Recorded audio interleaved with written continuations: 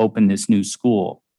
There will be more detailed information about this important pilot program in the coming weeks from both the district and the individual middle schools. So if you have a middle schooler, do look for those messages. It will mostly be the details of how the pilot will roll out will come out then, but I know the team is excited about having an opportunity to learn from this. I do want to be clear, however, this is not remote learning. It is simply a way for us to further the terrific use of the learning management system, in this case, Canvas, and other digital tools that we are leveraging to leverage some of the good that has come out of our pandemic experience as we return to a fully in-person instruction model. So again, we're not doing this because we're going to be doing remote learning or a classroom in a middle school, an in-person classroom. The expectation is not that it feels just like a remote classroom. Truly, it's about the teachers who have done such a masterful job learning these new learning management systems and other digital tools. And students have become much more comfortable managing their own education through these digital tools as well. So the plan is to enhance the in-person experience, not create a remote experience in person. And so again, there'll be more information coming out about that. That's exciting. And I think we'll gather a lot of important information for the system. So to summarize our current planning efforts for 21-22 school year, collaboration with IEA and our other labor groups around planning and preparations, and that has a lot to do with COVID mitigations and public health guidance or rules that come out. Continuing that good collaborative effort for this coming school year planning. And I will say that's going very well. And I think that is evidenced by the letter of agreement around summer school that we achieved in the joint communication. We will continue to monitor public health for any changes or modifications to COVID mitigation requirements, and we will stand ready to implement mitigation strategies effectively like we have proven we can do this past year. Secondly, staffing up open positions for the coming year will be an ongoing process throughout the summer, likely into the fall. Third, supporting families who want to consider a fully remote online public school option and welcoming their return back to the ISD when they feel comfortable.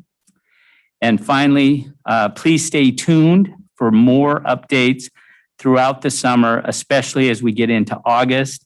And there will be information coming from the district and buildings regarding student orientations back into their schools, any updates from public health on changes to rules or mitigation efforts, staffing updates, and any other relevant information people may need to prepare for the August 31st start of the new school year. So that's the bulk of what we've been working on. I have a couple of other items, but I'm saving those for works in progress so I can leave a little bit of suspense. And then, of course, I'll take any questions. Okay, just wanted to open it to questions. I wanted to clarify something because I think it can be confusing for the public when you reference the reduction in force and then about 3 sentences later you say we're hiring. Yes. So I just wanted to be clear that the bulk of what we're hiring is. Oh, and my microphone's not on. So I'm going to say that again because we did talk about the reduction in force and then talked about the fact that we're hiring.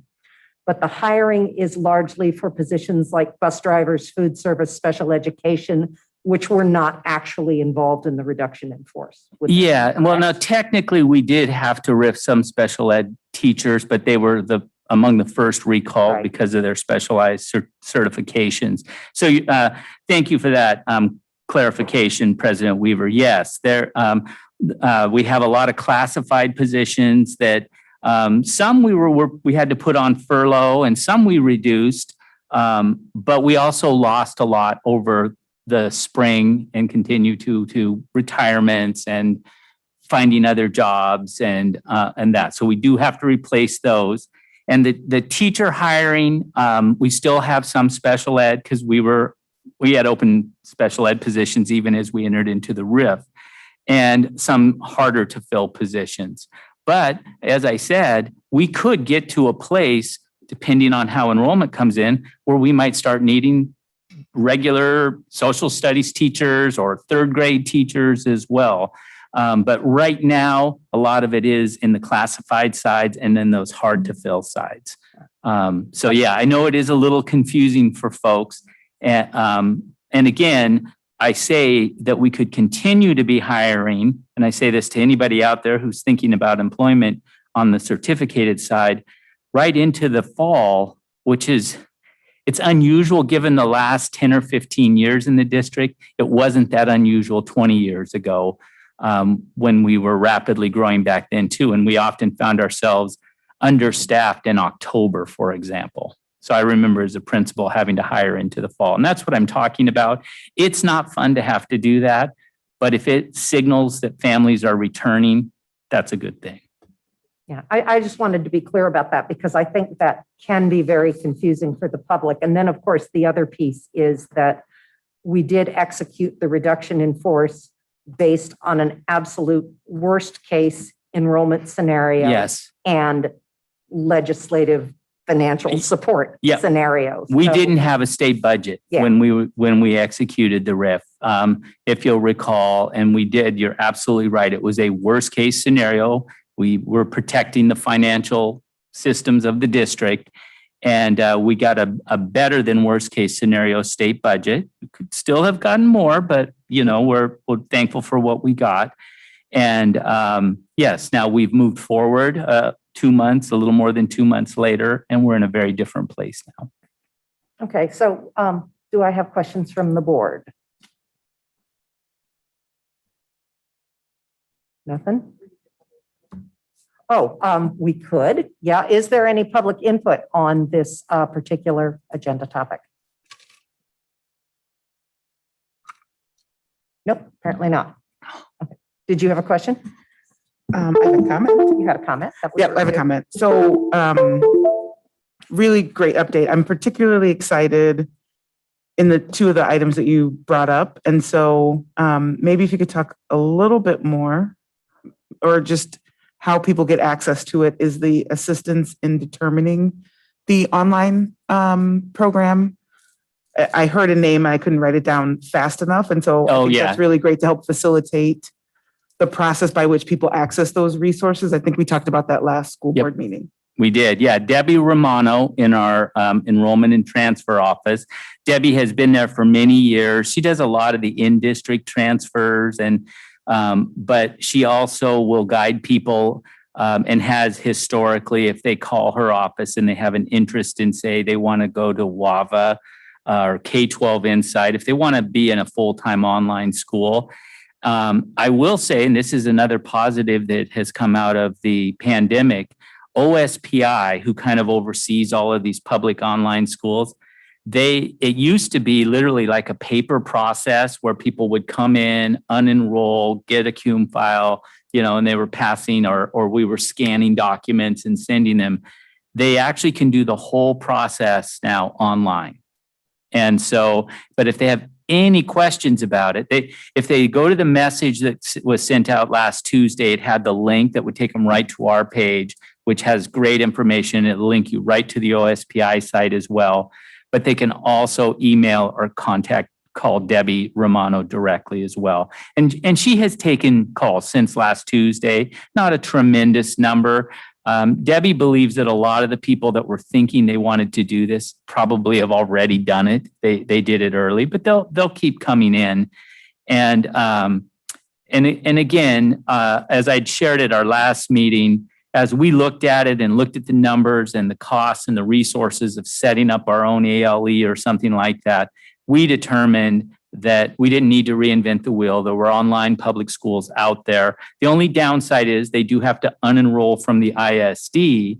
But since we're not committed to these teachers, I haven't hired them to one-year contracts. They work for another school system. If you want to leave that school system, say on October 15th and come back to the ISD, we will welcome you back, because we recognize for some people, this may be kind of transition. There may be a transition here in their comfort. But So yes, so we heard you, Director Mullings, and we tried to get that out there and put that link in there. And that's why I'm driving it home again tonight. And when I speak to things like the foundation board, I've been sharing this information as well. So we want to help people if that's what their choice is, but we also want to welcome back to our in-person learning as soon as they're ready. That's fantastic. Thank you. Okay. Anything else from the board? Well, I'll just say I really appreciate the joint statement between the district and the IEA, and the indication that we're clearly going back to school 5 days a week, which, you know, is front and center at the very top of that list, because that is where we want to be in the fall. I think it helps to help people understand that we're talking about our traditional bell schedules, and we're going back to Yes. school with the basic same schedules that we had before, as far as start and end, especially at the secondary where that's important. Yeah, we worked Going real back to hard our to get that start time. That's right. Going back to our basically 8:30-ish, no, 8. Eight. 8, thank you. 8 o'clock time that we had before. And so I think that is important. And I appreciate that, you know, through this, it really focuses on, we're going to adhere to the health and safety measures from our public agencies like the Department of Health Mhm. and Public Health, Seattle King County. And that even with whatever the requirements are for physical distancing, it will not prevent us from having full-time school for all kids in our schools. That's right. And I think that's really key. And that's been iterated and reiterated by OSPI. And that is our mission now, to implement that and put kids back in school full-time for the fall. So I really appreciate all the work between the district and the IEA to get this statement out so families can feel more assured that the fall will be our much more normal version. Yeah, I couldn't agree more, Director Moore. And again, I really do appreciate the work of truly IEA President Burkholder and Assistant Superintendent Hood. I think that they really did some nice groundwork for their teams to be able to do that. I will add to your list too, the head of the CDC in an interview just yesterday said her number one priority is getting American school children back in school full-time this fall. And she actually went on to say she is of the belief that schools should be the last places to close and the first places to reopen. I caught that same message that she put out, and Yeah. that is really important.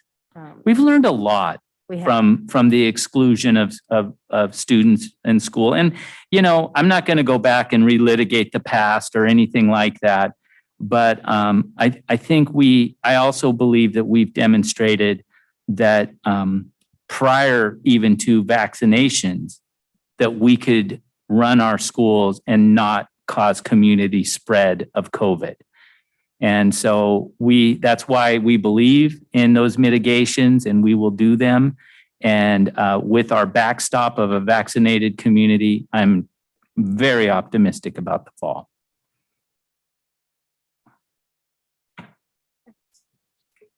I'd say for me, there was just a lot in this to be very pleased with, for sure.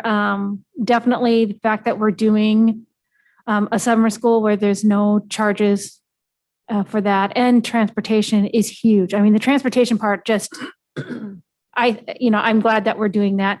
I think that, this is part of our recovery from COVID, and I think we need to make sure that we're charting the expenses of that so that we can tell legislators this is what, especially our federal legislators, as they deal with any additional type of funding around maybe gaps, because I think that's starting to come out, that we were not the only school district in the nation to experience those kind of gaps.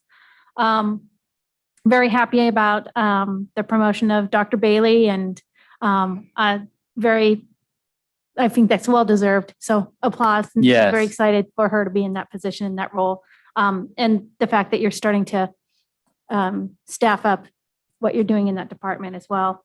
For me, I really am happy about the one-to-one computer pilot. I had no idea. So that's refreshing to hear. I felt like that was a positive surprise. I wasn't trying to get myself in trouble tonight, but it's something, and it really is kind of late breaking news that the staff has been working on. So to know how that's going to, how that's going to be accepted by families and students and exactly what staff can do now, because I think that the past year, they've recognized all of the ways that they can use that as a tool. I think the biggest aha for us for a lot of this was we had an understanding of children's access to a computer is not the same as, having a computer, and that they are very different, and that many of our families had a computer in the home, but it was not to the point where we could provide homework and different types of tools, curriculum on the computer for them to access at home because they didn't necessarily have good access to it. So I Yeah. appreciate that a lot. I do think that, it'll be interesting to see what happens in the fall. I appreciate the letter that came out, the joint statement. To me, that's really something to move forward, that we are really moving forward as a team together. And I know there's concerns like, is that really going to happen? From my standpoint, from the district standpoint, yes, this is how we view the upcoming fall, and that you can take that to the bank, hopefully. And so if that doesn't happen, I will be one very unhappy camper.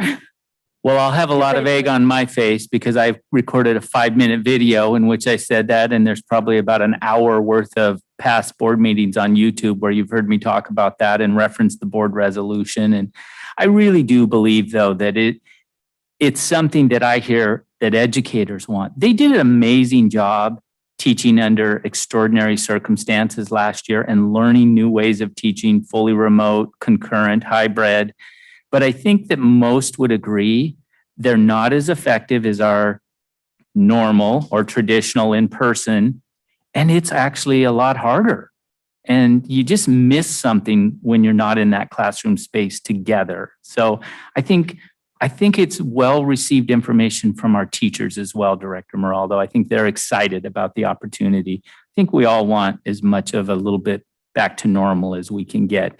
And we're anxious to hear how the mitigations might be modified or changed in the coming weeks too. We know that the governor is planning kind of a big announcement on June 30th. And so we're anxious to see, and we'll be tracking that very closely over the summer as we prepare for the fall as well.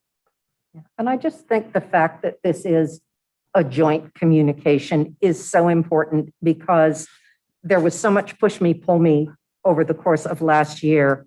And for the public to know that, yes, this is the message. This is what the superintendent's saying. This is what the union president is saying. We all want the same thing for our kids and we're moving forward with it. That should just give everybody a big sigh of relief as they move on to summer. I hope so. Yes, that was part of the intent. Yeah. Director Gallinger, did you have any input, questions? Ask. My mom doesn't know where they are either. What? You're muted. I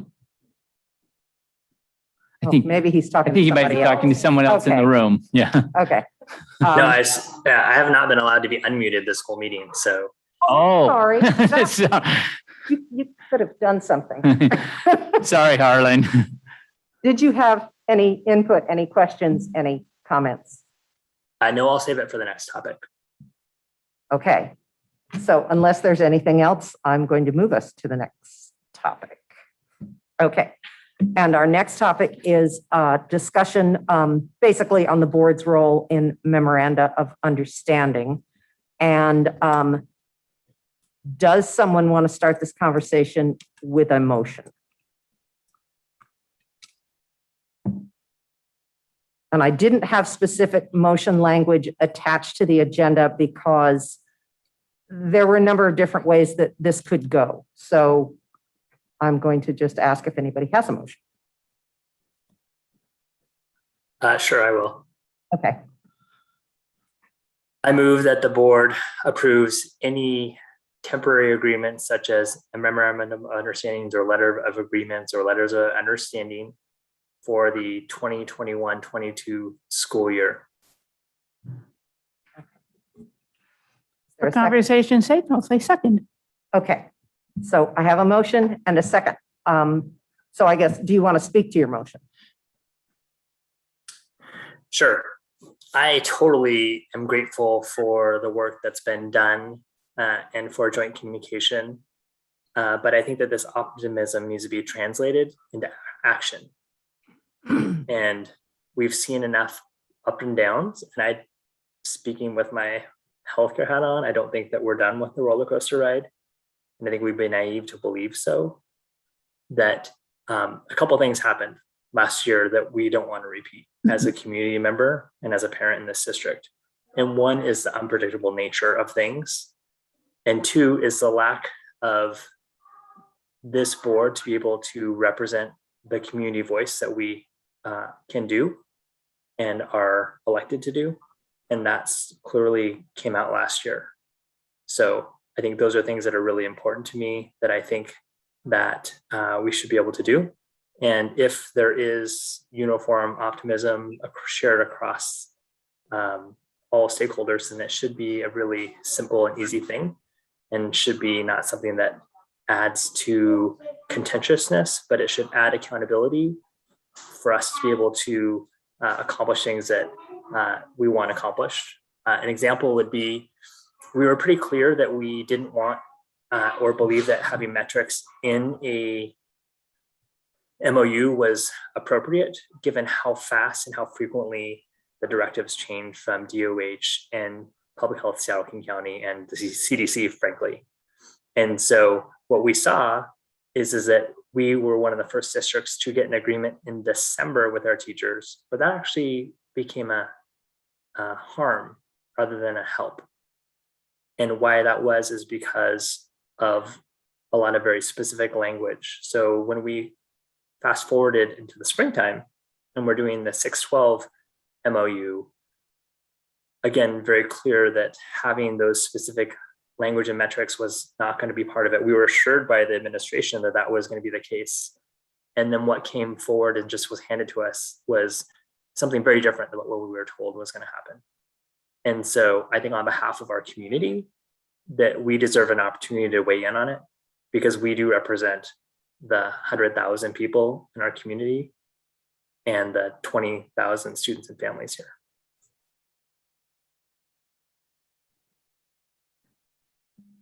Okay. Any other comments, input?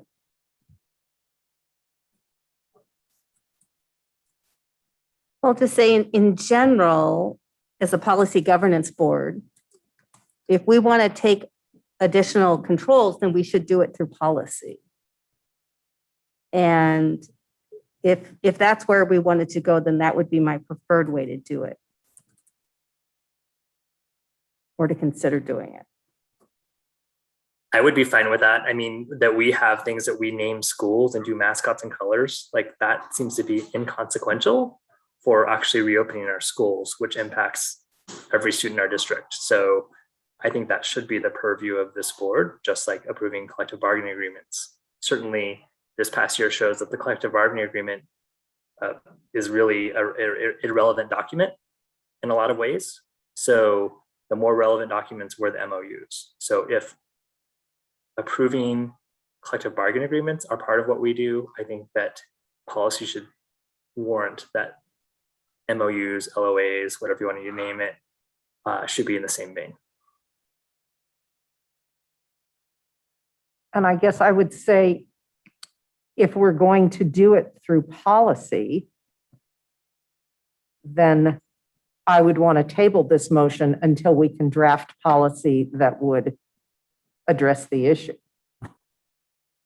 So I would say that this could be, like, this is just temporary, and then whenever we do a policy update, it can sort of be worded such that we negate this part.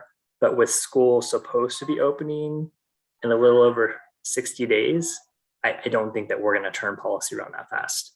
And I think that our community deserves the opportunity to know that we are looking far more closely at this process and have far more ability to influence this process than we did the past 15 months. I think where you would put it would be in GP3. governance process 3. And that's where we do things where we talk about name schools and mascots, provide complete and accurate public information regarding qualifications and boundaries for school board elections. All of that was in there. So I would assume that's where it would fall. Right, and interestingly enough, I don't think it's even in our policy that we approve the collective bargaining agreements, right? That we do through state Because I law, think that's Yeah. legal. Right, because you have a policy that says that we'll follow the state laws. which is why it's traditionally been on a consent agenda. Yeah, probably. Well, and interestingly enough, oh, I'm sorry. No, I didn't, but I'm going to finish my thought. I will anyway. point out there is no plexiglass between Yeah, y'all. no, that was just, I was trying to take notes and read the policy at the same time. And now I forgot what I was going to say. Yeah, okay, go ahead. It'll come to me. No, it's fine. So I certainly agree on some levels of what Harlan is raising, which is an inadequate or ability to have oversight in the process over the last 15 months, where I am maybe not in the same place is that approval of those agreements is an effective way to get that oversight, to accomplish oversight into the process. And so I think for me, the discussion would have to be is what is the actual outcome we're trying to get after? For me, it would be a better understanding that the translation of the intent of the board is making into the conversation. For me, it would be that to have a better sense of what are the actual points of disagreement, which I felt were at times opaque in the last 15 months, 16 months, whatever it's been. And I would be concerned that approval kind of post-conversation would not actually be helpful in that. Like to your point about we're approving the CBA post, and I haven't been here for that step because I haven't been on the board that long to go through a CBA approval process. But if it's post-negotiation and on the consent agenda, that certainly doesn't give me the sense of a more active part of that process. So I'm, I guess, not against the idea that this is a policy conversation and that we need to put it in policy. I'm just sharing that for me, this idea of post TA or post agreement approval would feel not any more impactful than the current way we've been doing it. Well, and okay, go ahead, Harlan. So Sydney, what I would respond to that is say, so unfortunately, that's just the nature of the cadence on how it works and the level that we're operating in. And I think that the school calendar last year would be a good example of something that was negotiated and brought to us. And sure, we gave opportunity and we're weighed in on it early on and said our opinion of it. It was still brought to us in a form that wasn't satisfactory for our community, and we rejected that. So without the opportunity to do that, we would have a calendar that would disrupt 2 weeks in the month of February this coming school year. So I think that unfortunately is the way that the cadence is set. And that would be an example for how that oversight and accountability is really important. And sure, we are able to give input. We probably had 50 to 60 hours of executive sessions over this past 15 months just on school reopening.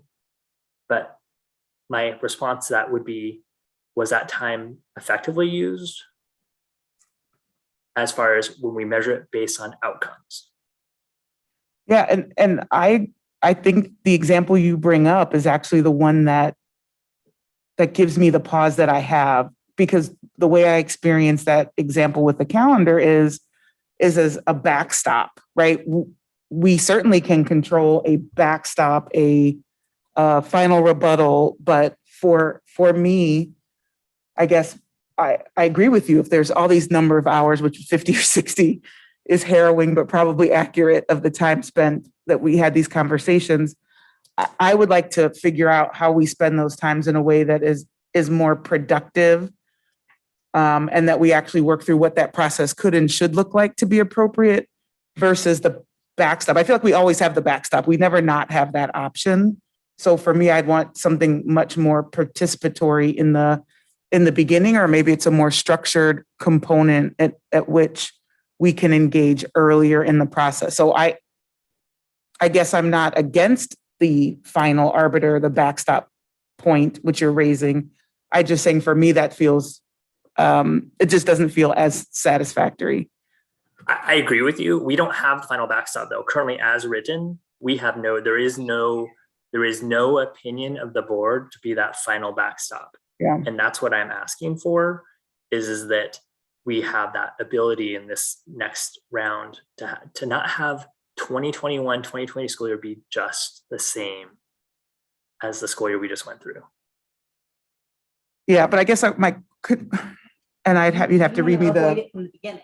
well, yes, but I guess I'm not disagreeing with Harlan's point, but I guess without having the GP in front of me, if part of it is that we are the backstop on the full CBA, then did we just inappropriately exercise that power for a temporary agreement and not treat it with the same weight?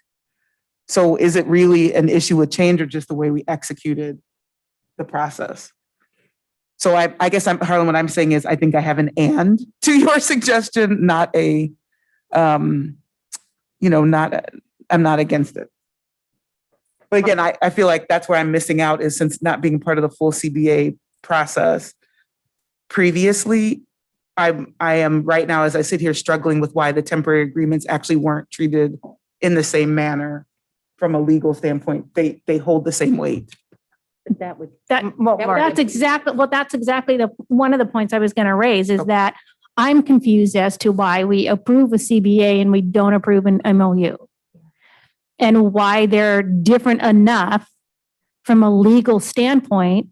If we are doing the calendar, if we're doing the CBA, if we're doing the contracts with construction companies, why aren't we doing this? Then this was the most impactful MOU. If that's, I just don't understand why we didn't approve it as well. And I don't think that it's actually clearly other than, these are the things we have to do in accordance to law. I don't know in our policies anywhere that we talk about the approval of contracts. Yeah. And so that might be a bigger oversight. So to Harlan's point, I want to know something right away. That's why I'm actually in support of the motion because it deals with the current issue right now, while we take a look at what is the longer term issue and where's the right place to put that policy. The other thing, I think that, when I look back over the past 15 months, where could we have done a better job? Where could I have done a better job as president when this all started? Where could we have done a better job? Frankly, under monitoring of the structure of schools. Now, the thing is, we monitor in arrears. So it won't be until, this coming school year that we'll talk about the structures of schools, which starts out, EL 10 starts out, the superintendent shall maintain a K-12 structure of schools that ensures an effective environment that supports challenging and relevant opportunities for all students to achieve at levels defined by the board's ends and policies. And what we were saying as a board way back in September is that is best suited in person.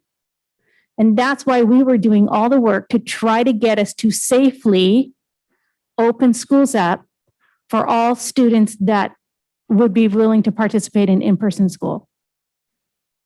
And so to me, by not doing that until February for the youngest ones and April for the oldest ones, we didn't meet EL 10. But the thing is, I don't think we were taking that into those conversations during the time where we had those conversations. Had we been more solid, like, by the way, this is the driving factor for why we're in here and we're wanting to negotiate what we want to negotiate. So that's a flaw on my part. I know my policies and I didn't bring that to the table and I should have. So I'll accept that much responsibility, but I do get concerned when we monitor EL 10 next year, what's going to be the result? Well, and I guess I have a question regarding the timing of this. Because the board meets twice a month. Yes, we can schedule emergency executive sessions. It's kind of hard to get the 5 of us in one room, but we can do it. And I'm wondering in terms of if the administration needs to negotiate something in a timely manner, how much are we adding to the process by requiring board approval? And then my issue is we're not in the room. So, and again, you know, with the kinds of agreements that I think we're talking about for the 21-22 school year, I don't think they're going to be massive. My hope is they're going to be more like this 4-pager that just came out. But, you know, how much of a delay does board approval create? And I mean, normally when we do bargaining, we have a meeting, like when we bargain the CBA, for example, we have a meeting, we set up board parameters, we tell the district, you know, this is what we want to see. And the district bargains for a while, they come back, they say, well, we're working on this. Looks like we're going to have to give something here, but maybe we can get something here. Which of these things is a bigger priority for the board, right? We have those conversations. The district goes back and negotiates. And the district has the power of the board behind that negotiation because they can say, oh, you know, you're looking for this. I can pretty much guarantee you the board is not going to go for that, but the board might go for this. And they can do that because they've had those conversations with us. Theoretically, that's what should have happened on the MOUs. Now, I take Harlan's point that they weren't always exactly what we wanted. The question is, well, I don't know. I mean, if they weren't exactly what we wanted and we looked at them and we said, nope, that's not what we want, I think school might not have opened till June. I mean, I don't know. So I have concerns, and it looks like the superintendent wants to say something. Can I say something first? Yeah, go Sure. ahead. I'm ready to listen. I guess I would say, Suzanne, is like, what more important thing do we have to do than as a school board to have our schools open and serving kids? So I think there's no more important thing that we have to do. So, and I don't think it adds an unnecessary step. I think right now, in its current state, the administration can't go, well, the board is probably not going to support that. Because right now, any sort of collective bargaining, they'd be like, shrug their shoulders, it doesn't matter, it's an irrelevant part. So I would say, as an example, the calendar conversation we had tonight was very different, right? We heard from the administration, so we don't want to bring to you a calendar that you're not going to approve. That's a very different conversation than we had a year ago.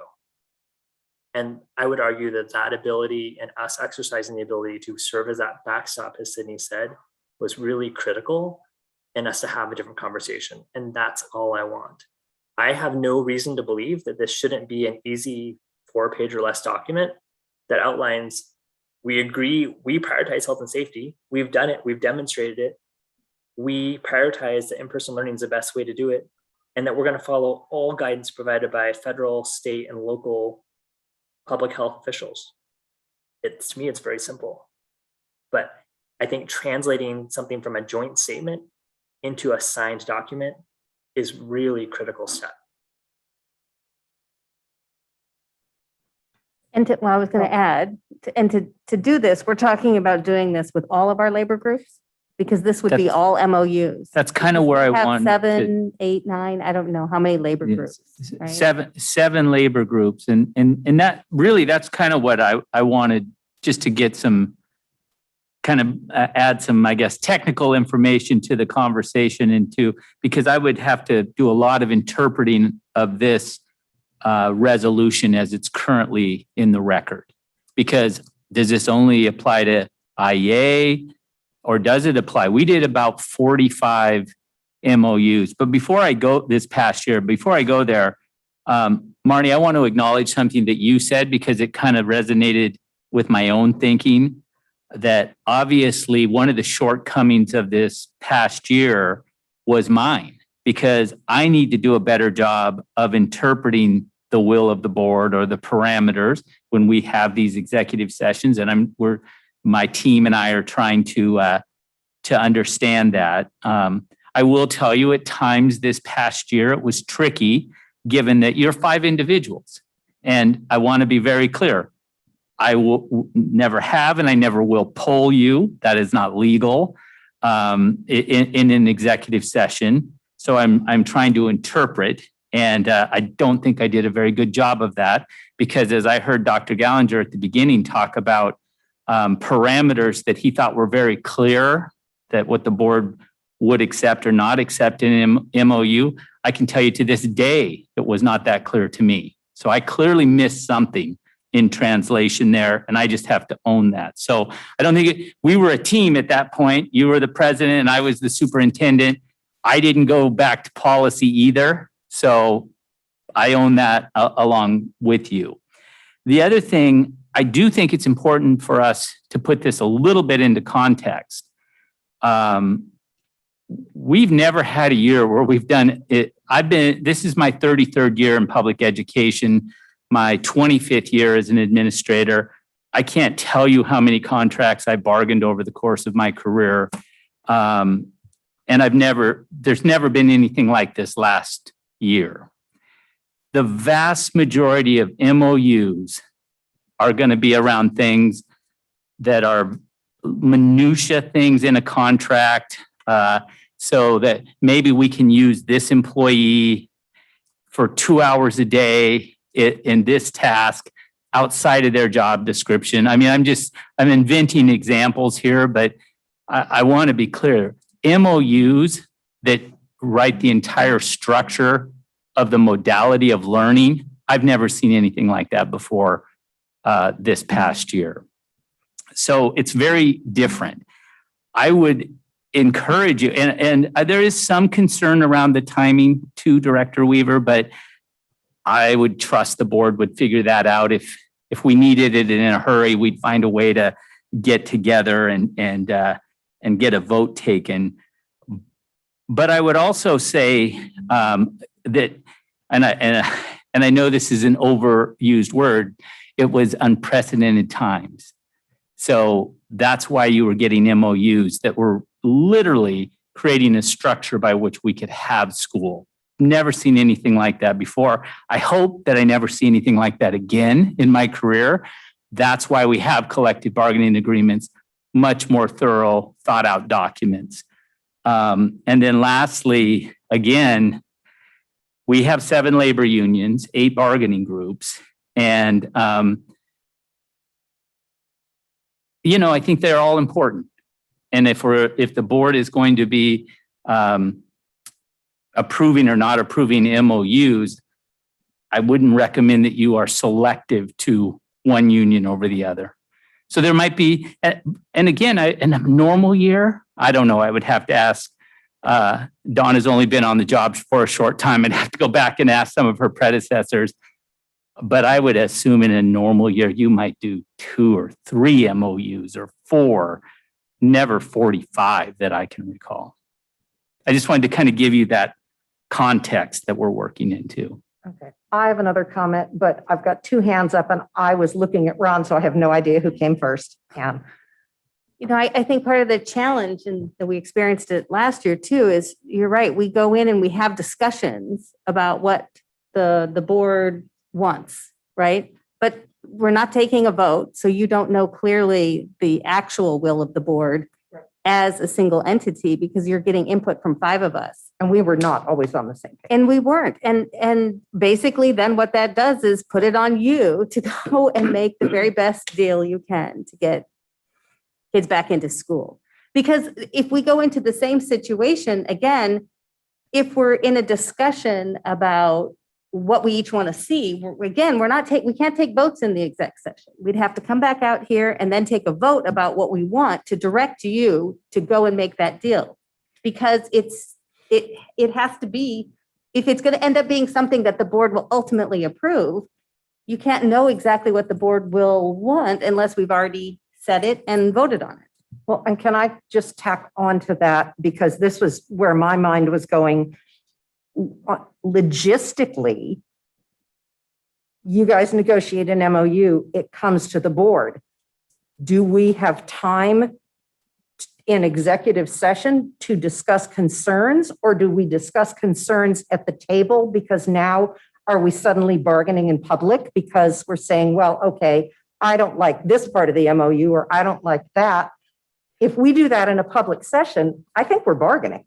Yeah, I would And- I would think it would be an executive But, okay, session. so would that would be an okay use of exec Yeah, session? I mean, absolutely. Okay. I mean, that's not that dissimilar to what we do now. As you know, we come in and we kind of share what is happening at the table, kind of the flavor of it. We look for guidance, or we give suggestions on where we think something might go. And, my sense has always been, if I feel like, yeah, that's the direction that the board, and I say the board, but as you know, superintendent math is 3. In my head, I'm trying, will this pass or won't it pass? And so I imagine that's the mechanics of how that might work. Having never done it before, I can only predict or suggest how it might go. Okay, so Marnie, then Harlan. Okay, so somewhat to what Superintendent Thiele was talking about, the modality of school for next year, I'm not sure is guaranteed right now. I don't know what's going to come out at the end of this month. I don't know what's going to come out if variances and the numbers and everything starts to slope up, because the slopes look very similar to how they did last year at this time. So I don't know by mid-August whether or not there is going to be issues where we have to enter into an MOU or look at other options. So part of me sits back and goes, the motion before us is a 1-year alternative to how we do business. But I think that now, looking at our policies, I think what this resolution can do is support us in ensuring the superintendent will meet our requirements for the structures of school. Because what happened is, because we didn't approve any of those MOUs and we didn't necessarily get what we wanted as a board, so next year, are we going to tell you you're out of compliance in the structure of schools when we didn't do anything to back that up? So for me, it helps me to be able to say, if we approve the MOUs and we're part of that process, then whatever the structure of schools look like, the superintendent can have more assurance that we're going to be satisfied with what happened. Does that make any sense? Not sure if I'm communicating. So I think looking at it 1 year, and then we can always take time during our summer/fall retreat to really start to say, are there changes to our policies that we need for MOUs as a whole or contracts as a whole? And do we need to be more explicit around that? Harlan. So I have 3 comments. One to the superintendent. So your words to us have been, next year is going to be much easier. So you at this time wouldn't believe that you're going to send us 45 MOUs, right? You believe this is going to be a much more simplified process. So I don't think we're asking for a high burden of work for both the administration or for the board. But if it's work on the board, it's the most important work we have to do, number one. Second thing is if you look at the epidemiologic curve, right? I think people need to be reminded our case levels today are higher than they were 12 months ago, right? So while we're talking differently, you've looked at the literal roller coaster, and we're going to have it happen again. So I think we would be naive to have this conversation here to say, like, you don't need an MOU because everything's going to be hunky-dory from here on out. Lastly, I would really want to emphasize, so here's why it matters. The guidance was already very clear from the CDC that to the greatest extent possible with their physical distancing. However, how that translated it into an MOU for our 612 MOU did not translate with that to the greatest extent possible language. No, what was enforced was a 6-foot physical distancing, which kept children out of our classrooms. So I don't have reason to believe that the current DOH language of 3 feet to the greatest extent possible 6 feet lunches to the greatest extent possible, that is going to actually translate and truly to a implementation phase that actually allows our students to be able to sit and have lunch together. Because we know, not just internationally, nationally, but locally, that our kindergartners aren't spreading COVID to themselves, to teachers, to anyone else. So having our kindergartners six feet apart from each other is just it's not based in science. It's not based in childhood development. It's not based in educational growth.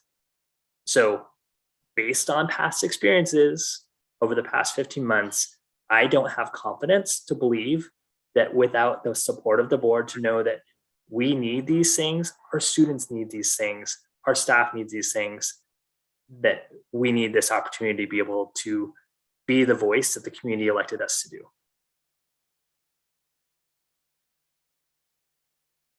No, I'm sorry, Sydney.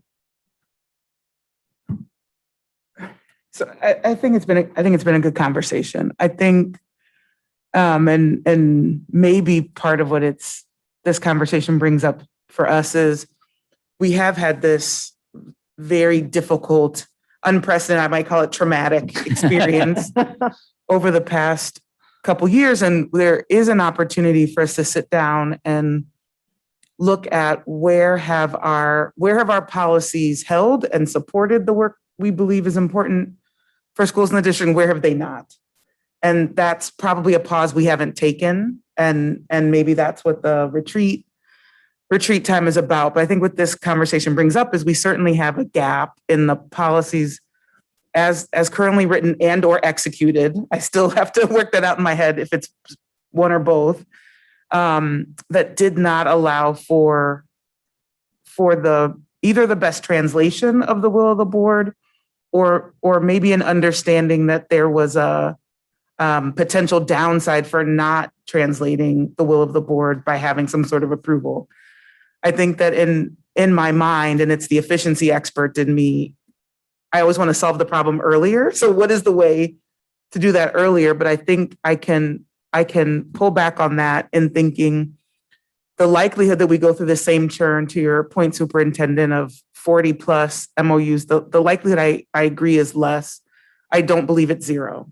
And that given multiple circumstances, particularly elementary, I think there's enough concern to say, I definitely want for the will and the wishes of the board to make it through that whole cycle. It doesn't mean we get the exact agreement. I still believe in negotiations that there will be some give and take in the process. But I do think there's a requirement for at least a more definitive point, not just conversation, at which the board is participating in that process. And so I guess from my perspective, particularly if it's in a limited time fashion, giving us time to review the policy and make updates where this pandemic has exposed gaps in the process, I do think that it is worthwhile to ensure that going into this next 2-3 months that we at least establish some sort of backstop. I think that does put the onus of the work to make sure we're doing the deeper work on the policies by which we work under. But I do think that is a need. And then I think that we have to adjust the policy. And then I also think we maybe have to be a bit more disciplined going forward to say, okay, is this oversight enough and sufficient? And do we need to go the next step, which is sort of where my head is, which is pushing earlier in the process in some more participatory way. But I think it would be a missed opportunity to establish something now that makes sure that we're in a position to guide over the next 3 months. Yeah. So I'm torn because on the one hand, I get the point of the board didn't necessarily get all the things that we wanted out of the prior MOUs over the year, this past year. But I also recognize they were bargaining in a very difficult and traumatic time as far as had the board not being at the table, and I don't want to be at the table, to be clear, had the board stuck to exactly what we wanted and only what we wanted, we may very well not have had any kids in any school, remote or otherwise. And we don't know that. So although I appreciate the issues, I see problems going forward with this. And I also see the issues with timing. So let's say we really do have to get into their bargaining, and there's a lot of bargaining, but again, they would have to always come back to the board to figure out exactly what the board wanted. And again, it's difficult because unless we're voting on it, you don't actually know what all 5 together would be the outcome. So think about the logistics. We have 2 regular meetings a month. Anything else, we either have to pre-plan from a prior meeting or call an emergency meeting. So that would require the board to be readily available throughout, to be prepared to meet continually, to provide this guidance, to get to an agreement that is exactly what we want.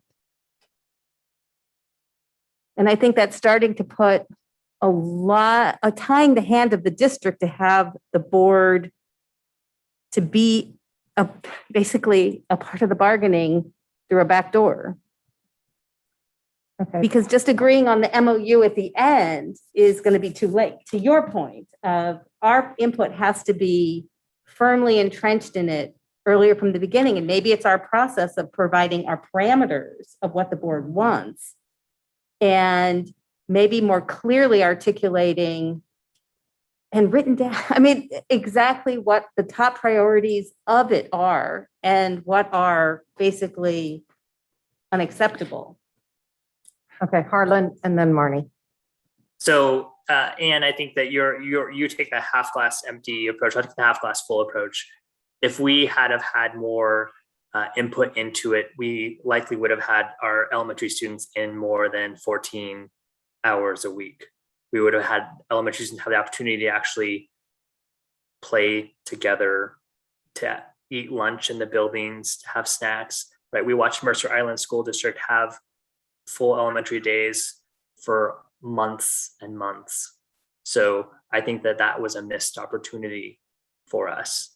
And as far as the parameters part, that's up to the district. Like, again, we're not telling the district how to do negotiations. We're not doing any of that. They get to decide the cadence, right? When they've decided that they're not going to start bargaining until July 30th, like that seems to be a problem to me, right? I think we're going down the same road. Like, we're going to repeat the same mistakes that we made last year. So they get to decide when they want to do this. But I want to be very clear. I'm not pointing fingers at the association. I really am wanting to hold our district leaders accountable because it's their job as managers and leaders of this district to be able to translate policy into action. Will it be perfect? No. Will it require compromise? Absolutely. But there really wasn't much compromise to happen over the past 15 months. Just to be very clear, as a parent in this district and the only parent with an elementary kid right now, like there wasn't compromise. We were just told to take it and that was it. Marnie. To some of Anne's points about the amount of time it would take, I go back to what Harlan said. Having kids in school is our number one priority. And I'll take whatever time it takes to make sure that happens and that we don't repeat last year. And although we got kids back into school for some part, I said at the beginning of last year, I didn't think kids were going to get back into school, and they kind of did, but they didn't. And what can I do to make sure that doesn't happen again? So I don't know where else to leverage it other than to say, well, because the team could go in there and they've heard from us, but there's zero leverage that brings. It really doesn't bring any leverage. And so I think in this way, knowing that at the end, the board's going to have to take action gives us a certain amount of leverage that the team just didn't have this year. And even if so for me, I don't care if it's a 1-year thing or whether it's ongoing, because we're going to negotiate those contracts at some point, again, those CBAs. What can we do to ensure, because that's our responsibility. That's exactly why the voters hired us at $50 a meeting to do this work for them, to speak on their behalf. And so I have to know, do I have the tools to do that job? And voters are going to tell me in November whether or not they thought I did. And so I want to make sure, do we have the tools that when September comes, when August 30th comes, we start school? And nobody's doubting that.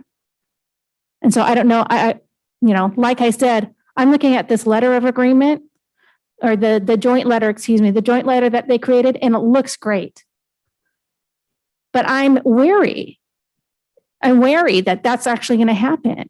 And I'm going to really feel that, the emotions behind if that doesn't happen, it will feel like, I've been betrayed. And so how do I make sure that there's power in what we as a board together say at some point? Because I don't want to do it like go into exec session and come out and do a resolution saying this is what the board wants. It's better to just say, let's have an oversight and we can each speak our mind.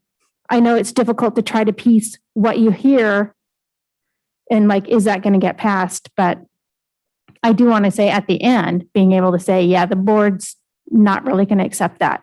Had I had a choice in November when the staff came back and the ultimate MOU said, we're going to look at this one metric, I had a conversation with the superintendent saying, I'm not comfortable with that.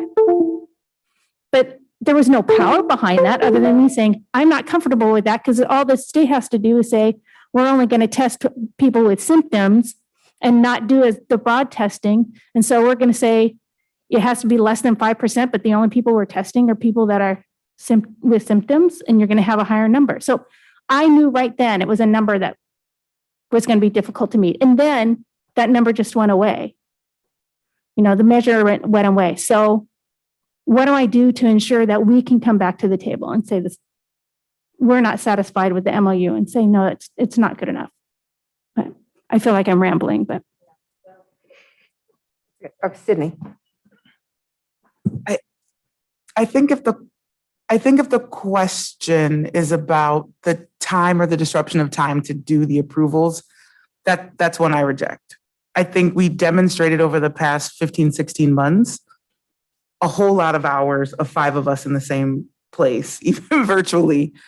And so I just don't see that as a barrier. And I think, frankly, if the process plays out the way we believe based on the positive trajectory, then it's no time, right? The only way it becomes a challenging amount of time is if there's a challenge, and that's exactly when I personally would like some more skin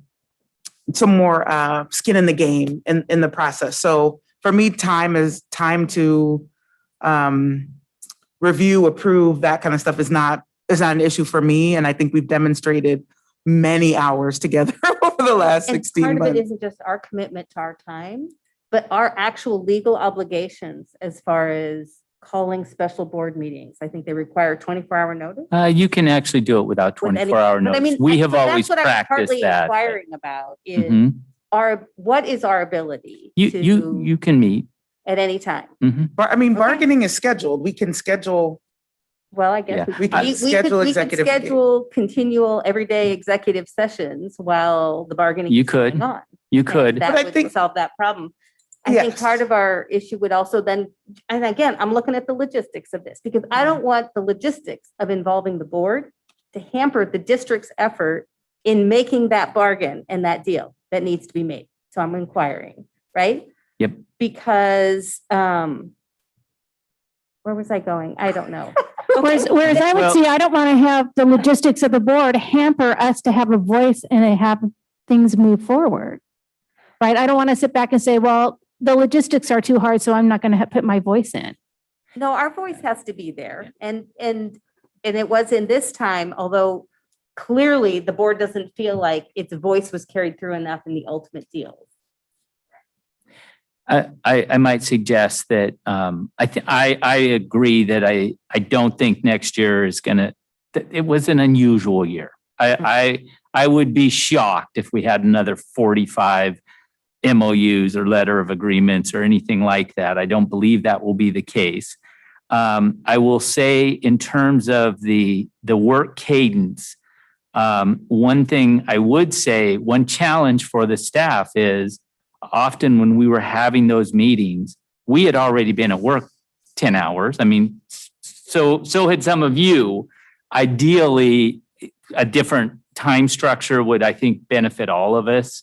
If we know we're heading into a bargaining session, we may want to schedule some more daytime time to plan and prepare. And I do think it will take more time. But as I said earlier, I didn't do a very good job of interpreting the parameters that the board were establishing anyway. So I would value that time as an opportunity to really unpack the issues and feel like I was going in representing the will of the board better than we had previously done. What I might suggest is you could narrow the scope, because I really don't believe that the board wants to spend a lot of time with some of the traditional type issues that come up in a food service MOU or in a SEIU MOU. I think that what you're really concerned about was the big issues, the structure of the school day, what it would look like, how it would happen, the modality of teaching. And that, I suspect, is what you really want to weigh in on. And if there is a way for you to narrow that, either through your resolution or however you want to approach that, that might be one suggestion that I would make. Just that, because I don't want to, as I've said many times publicly, usually in January when we're having board appreciation, you are volunteers, and I am, you have busy lives outside of what you do, and I'm so appreciative of all of you and what you do.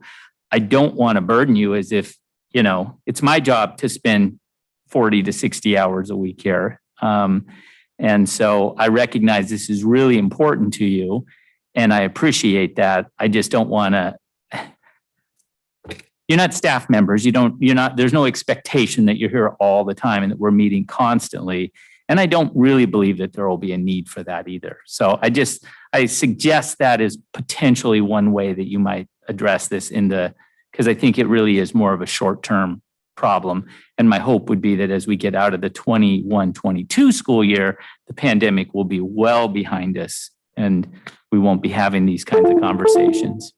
Okay, and I know Harlan's hands up. I'm going to just stick in my 2 cents on this. I guess I'm still struggling with this because, again, our normal process, like on a CBA, would be we would provide the district parameters, district would go forth and bargain, district would come back, discuss with us, go forth, eventually reach an agreement, at which point, normally on a CBA, our approval is almost a formality. And in fact, sometimes the language isn't even completed when it's approved.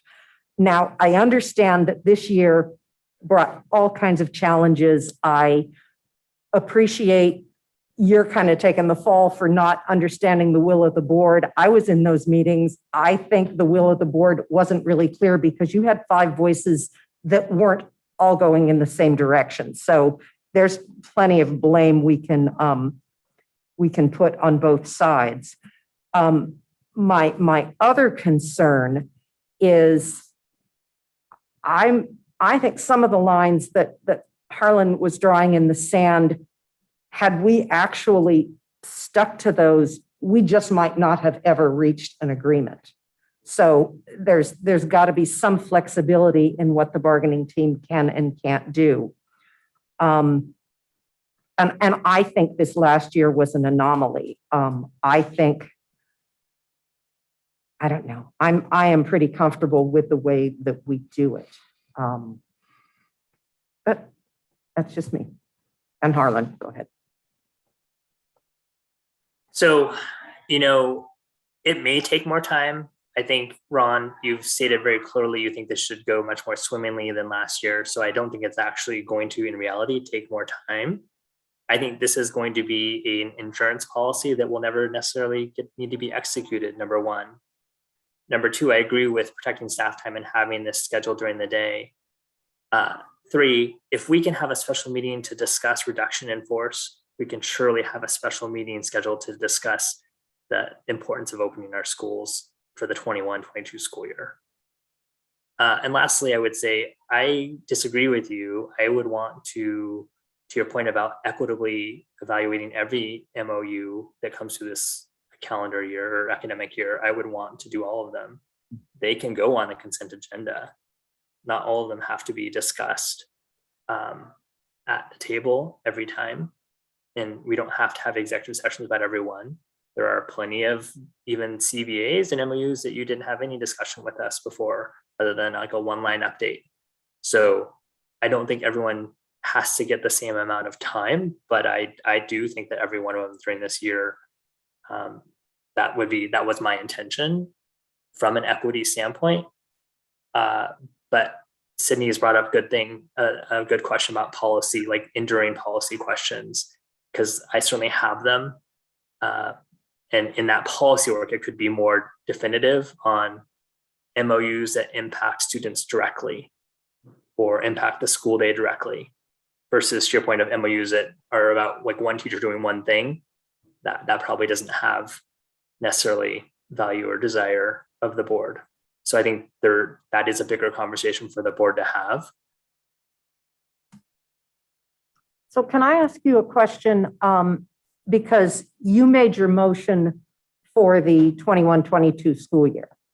Now, do you see that then not continuing in the future, or is that just you want the motion for the 1 year and then we take time to discuss what policy should be moving forward?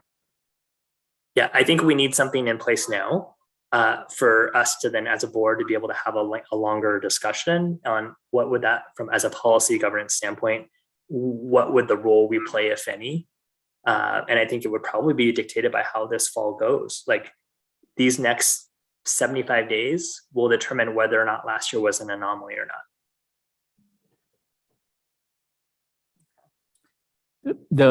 Just an additional thought, President Weaver, just to inject into the conversation, and we've kind of touched around it a little bit, and I know that the board is aware of this, but bargaining can be a very nuanced process. And our team goes in always with an expectation of what we would like to get out of a bargain, but it's a dance, and it is often a series of compromises. And honestly, I think to your statement just a moment ago, President Weaver, I don't know, had I clearly understood your parameters and went in and had the team draw a pretty hard line in the sand, it may not have resulted in an agreement. I mean, I don't know. I mean, I've been at the table. I have agreed to things that, frankly, not just in this district, that I would have rather not agreed to, but the alternative was worse. And so I throw that into the conversation, because when you come to the final decision around approving an MOU or something, and you don't have the context of sometimes 20 or 30 or 50 hours of discussion that got to that place, I worry about my team, because if they put that kind of energy and work into an agreement that they feel was the best agreement they could get, or certainly the best agreement they could get whatever association we're bargaining with to agree to, and then it's just shot down, that can be pretty defeating to a team, which is why, honestly, as I contemplated this conversation, it did get me thinking about the idea of a board member or two sitting at the bargaining table. I have, since my experience with that in 2002, I have discouraged that. I don't sit at the table as well, and I know that the president of the IEA typically doesn't sit at the table, because we want to empower those that we put at the table to be able to bargain. And when we're there or you're there, I think it does lessen the membership of the others there, because they know who the ultimate decision makers are. And I just add that into the conversation. It's just something that it's something that's always existed as a challenge for public entities, for school districts and school boards. But it is, this discussion has got me thinking about that again and wondering about, would it be better to have board members sitting there? Now, I will tell you, sometimes, particularly for a full CBA, there's a lot of hours. I have literally stayed through an entire night in the old admin building before, and I don't wish that on anybody. There's only one administrator left in the system that got to enjoy that experience with me, and she's going to be leaving in just a few weeks. So, but bargaining is an interesting, and as I say, can be at times a very nuanced process. I don't know. I'm just throwing that into the conversation as more of an FYI, I guess, than anything else. Probably nothing that you didn't already know. Marnie. You know, thinking back on it, we actually did end up having to take action as a board to get things moving. So In terms of resolution, you mean? yeah, none of those bargainings happened. I mean, none of the bargainings happened, but none of those MOUs happened until after we did our resolution, because frankly, you know, we're bargaining impacts to the workplace.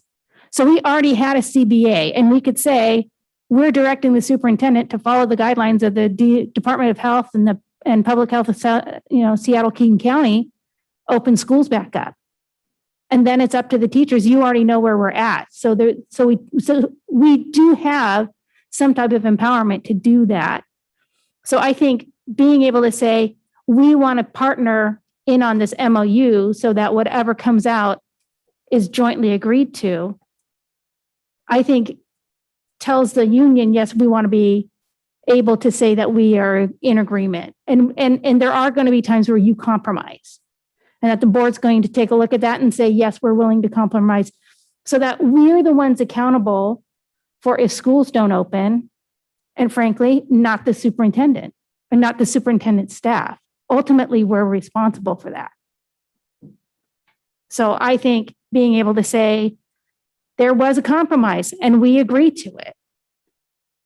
You know, I guess I would, it's really interesting that you said that, because you went a different place than I thought you were going to go, because I thought you were going to say, well, this didn't move forward until we passed the resolution. And I thought, yes, that's the power of the board, was the resolution, but that wasn't where you went. So just two ways of interpreting that. Well, and I was going to add to your point about, you know, the nuances of the bargaining. I think what has traditionally happened is your team goes and bargains and comes back and reports that to you so that you can then guide them in their next bargainings. That report now has to come to the board if we agree to this, because we have to understand every phase of the bargaining. So we do know what the trade-offs were.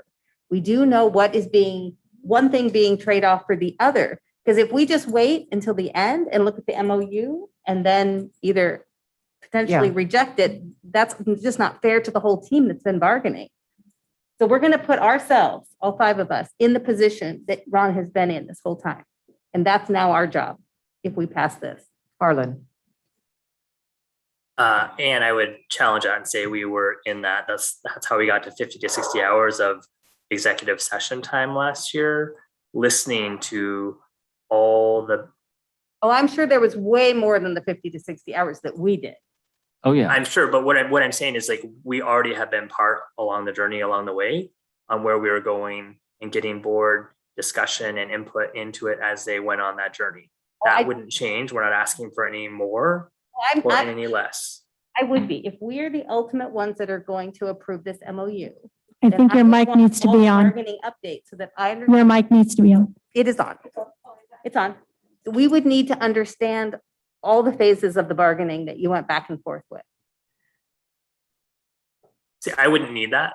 I just want to have the ability of the board, since we are the ones that represent the community and are accountable to the community, to be able to say thumbs up, thumbs down, and that we've had an opinion. Because right now we don't have that. We had no ability to do that. They would come through in an executive session. They would tell us one thing, and then what got brought to us was a shoulder shrug. We did the best we could, but kids lost, and every point kids lost. And so I will say that compromise for elementary, what was the compromise? What was the give that we got? Because I know all the gives that we gave, but what is the give? What is the give that we got? So my goal wouldn't be to get to a place where I give a thumbs up or thumbs down. I want to give the thumbs up to whatever the deal is, right? If we're going to be basically that part of the bargaining that our superintendent's been in, we're working to get to the thumbs up. So to wait just to the end and then have not been a part of that process that got us to the final MOU and then just say, oh, thumbs down, I don't like it, wouldn't be a position I want to be in. Sydney. And so, Anne, you're exactly where I was when we started the conversation, which is it felt a little unsatisfying just at the end. I think where I've gotten myself to is we would talk about the resolution. What did the resolutions really do? Right? What weight did they have? Yeah, I think they were good at communicating our collective belief systems and saying our intentions about return to school, which was great. I think where they maybe didn't have the weight I would have hoped is that they really had nothing to do with the final result of the bargains at times. Sometimes they did. So I think what I actually see in what Harlan is suggesting is that the resolution with no backstop is not very effective. The backstop with no resolution, probably equally not as effective, to your point, Anne. I think the two of them have to work together because we do need to be able to communicate in a concise way what is the will of the board. And we need to be able to say at the end that whatever is delivered does or does not meet that will of the board. So it does almost feel like both have to be true. We figured out one piece of the equation our first time through this, which was, okay, let's establish our belief system. Let's communicate that in a way that's succinct. And yes, it maybe took time to get us all five to the same place, but eventually the resolutions we did that. But without the backstop, it did, for me at least, it felt hollow, which is, okay, we've put out this belief system, but is anybody back in school earlier? Are our fields back used earlier, which is what I deeply wanted. I don't think we got there. And so I do think that it's maybe a combination of those two items, and both used in concert maybe gets us out of the concern, which is having to be in the day-to-day churn of the conversation, that the two actually makes that quite a nice package. To just speak to Director Gallinger's direct question, what did we get in terms of compromise? It's really hard for me to know what might have happened had we not agreed to the deals that we agreed to. I think at the time we believed that was the best we could get. So we did get elementary students in starting on February 11th. We did get special needs students starting in late September, not as long as we would have wanted, not in the, with the lunches and the playground and the stuff, maybe the way we wanted. Whether or not the association would have ever agreed to that in the first place, I don't know. I can't predict that. It was referenced Mercer Island got in more than we did. There's many examples of school districts in our county that didn't get in as much as we did as well. So it's hard for me to predict. I certainly wish that I could have, we could have gotten more. I think we were pretty clear that we wanted more, but again, it's that nuanced process. So that's my best guess, Director Gallinger, of what we got. We got what we got. Could we have got more? Potentially. That's a likelihood. Could we have got less? Yes. I can't relive the history of what already happened. Okay. Is there further discussion? I do have one more. I do agree, at least for me, I think it would be important to limit this to agreements salient to the structure and performance of the school day, something that's a little tighter than all the MOUs. In which case, do you want to amend the motion? Someone would have to read me back what the original one was. Do we have it? Diane, do you have the original motion? Can you hear me? Oh, because you don't have a mic. Harlan, can you hear me? Okay, correct me if I'm wrong. Dr. Gallinger moved the board approve any temporary agreements such as memorandum of understandings, letters of agreements, or contracts for the 21-22 school year. Does that accurately reflect your motion? Yes, I don't think I used the word contracts, but obviously it's been recorded, so who knows? Maybe I did. Actually, Yes. no, that's why I was asking, because I was trying to remember. It seemed like there was three things, and I couldn't remember. I knew one of them was memorandum of understandings, letters of agreement, and I wasn't sure about the third one. I think I said letters of understanding, right? Basically all these different terms by which Okay, I so don't want some technicality to be like, oh, no, we named it this, therefore it's out of your purview.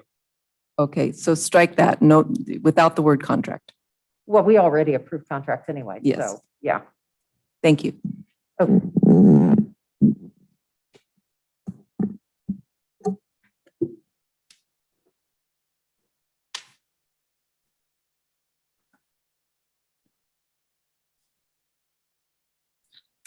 guess the use of temporary is throwing me for a loop. Is that just anything that's not the formal CBA? The use of the word Seems like temporary? that's the Same as like, well, I guess, yeah, because like an MOU, it could be temporary or the Yeah, the MOUs aren't CBA. necessarily They temporary. can live for Right. a long time. So what does temporary? The ones we did this past year, just to be clear, all expired at the end of the Right. school year, but the ones we've been referencing tonight. But there are MOUs that live longer. I mean, we're going into the fourth year of our teachers' collective bargaining agreement. We could have entered into an MOU Right. 6 months into that first year that would live through the life of that Okay. contract. So So And the then word- presumably be incorporated into the. likely So would you that be happens. looking to strike the word temporary, but to add Yeah. something so that's more for me, if definitive? It was without temporary and the addition of, it's agreements. I guess in addition, are they all collective bargaining agreements across each of the labor groups? Except for the administrators. That is a meet and confer structure, but you don't get MOUs with them. I don't, Okay. you can set that one aside. I'm just, our main labor groups are SEIU, Teamsters, PSE, Issaquah Education Association. There's one that's like Ask Me, that is the mechanics, the bus mechanics. What am I missing?